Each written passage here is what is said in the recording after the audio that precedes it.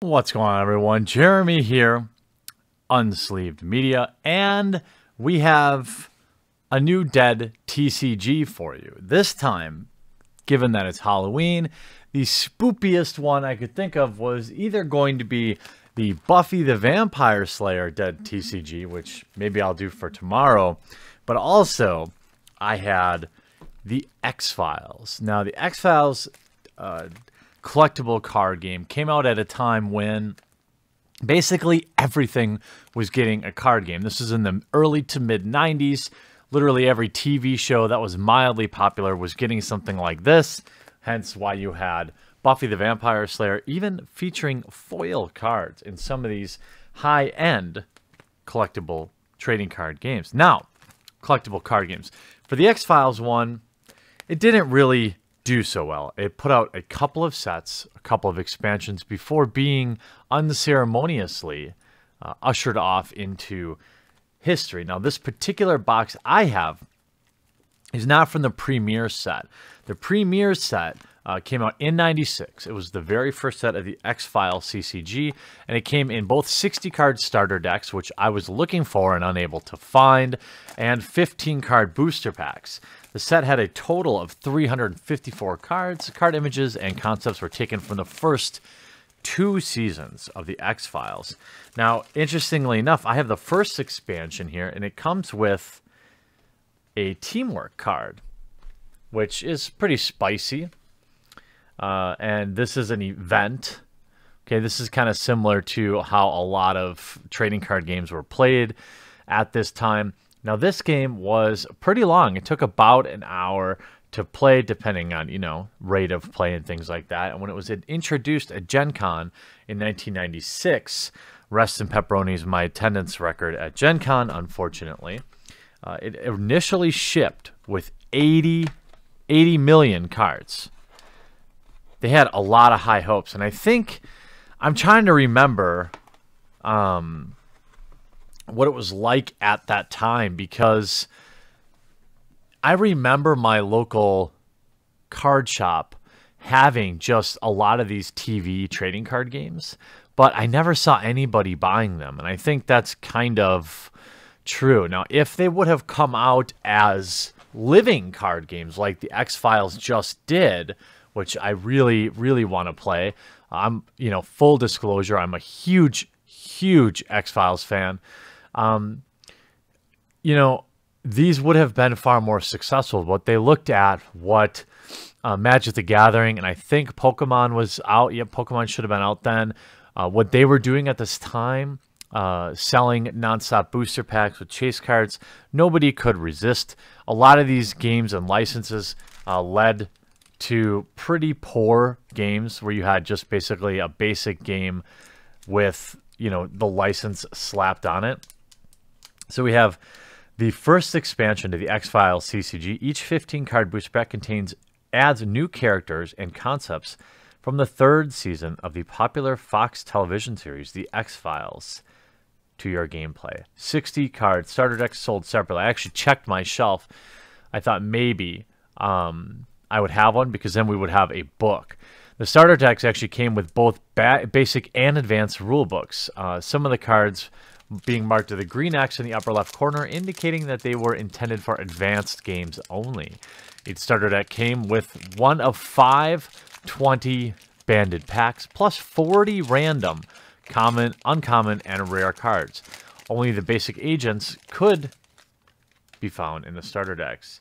Now, what I like the most about these dead trading card games is, even if, you don't like the game or the game stinks, they often offer a fun view back into, a show that you enjoyed. Here we have Coast Guard Lieutenant. It tells you that he was from episode 9. And the investigative effects say, add 1 to one team's alien investigation or criminal investigation skill check. Then you have all sorts of other things. Now, that's a witness card. Here we have an agent. And we had Fred Niemhauser. I don't really remember him, but he was an FBI agent, apparently from several episodes, I guess, to go back. This is season 3 of the X-Files. I even like the new X-Files, as kind of lame as it can be. But you'll see his stats here in the upper right as an agent. He's got a 1 for behavioral, 1 for criminal investigation, evidence collection, a 2 for long-range combat, a 1 for close-range combat. We have Detective Havez. Then we have just clips from, here we have Dana in War of the Corphages? Copophages? I'm not sure exactly what that is. Play this card on any agent with the keyword skeptic to prevent that agent from contributing their skills at any keyword, occult investigation or alien investigation. I'm curious, did any of you play this game? Back when they still had cigarettes on TV. We have an adversary here, a mass grave. Stoner, chick, and dude. Move up to 2 bluffs to a different site in play. Play this card before any other bluffs are revealed. There was actually a promotional Gen Con deck that came with it as well. So they had the original season, then the first expansion, which is what we're looking at here. They numbered it 101361. The 125 card set was named after Fox Mulder's birthday. Oh yeah, nice. Contained images and concepts from the 3rd season of the X-Files. The set included 5 ultra rare cards and was notable for including no combat or X-File cards. To correct problems, general complaints about the premier starters and boosters, a number of changes were made. Interesting. Then they had the final set called The Truth Is Out There. This 354 card set, named after the tagline of the show, is the 2nd edition of the core set. So the expansion, then they went back to another core set. 30 cards were removed from the premier list, including all ultra rares and some problematic rares, so balancing, and replaced with a new set of rare and ultra rare cards. The interesting thing is there's really no... You don't know what cards are ultra rare at this point, unless they somehow notate it. These are just fun to go through. You know, here we are in Halloween, the occult, the dead. I loved X-Files, which is kind of why I liked Supernatural so much, because it kind of had some of the same... like their funny episodes, their McG episodes, I always thought those were kind of rip-off or an homage to the actual X-Files, like, funny episodes. You'd have, like, the serious main plot, and then you'd always have, like, these funny... there's, like, a head in a bowl here. The earliest seasons were some of the best. We got Skinner. He looks exactly the same now.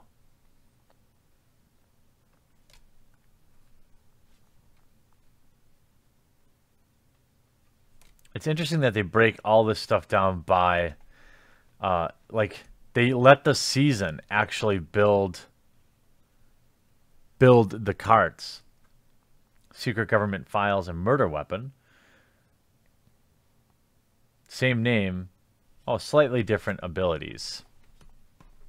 So, did you play the X-Files TCG or CCG? That's what I'm mostly curious about. Are you an X-Files fan like me? Even the movie, I always loved it. I just have always loved the show. Now we're starting to see some duplicates, which is not good given that we're this early. If we only opened 3 packs. Yeah, that's really not good. So, you know what the problem is? The reason a lot of these games failed is, you know, they relied on you buying many, many, many booster packs, right? The problem is And I've always thought about if I was going to do a trading card game, it would absolutely have to be a living card game, because in today's world, well, really in any collectible card game, trading card game, sure, maybe it can just sell for selling's sake. Pokemon gets a little bit of that, but you still have to have a secondary market for people to keep chasing these rares and ultra rares. So if there isn't a secondary market, a singles market for a trading card game, it's destined to fail. That's why I am such a fan of living card games, things like Star Realms, Hero Realms, things of that manner. The XFiles living card game now that's out, that I think is going to be excellent. But I don't know. I'm always looking forward to your comments in the comment section down below and hearing your memories about, in this case, the XFiles collectible card game. I hope you enjoyed this video. We'll talk to you again real soon.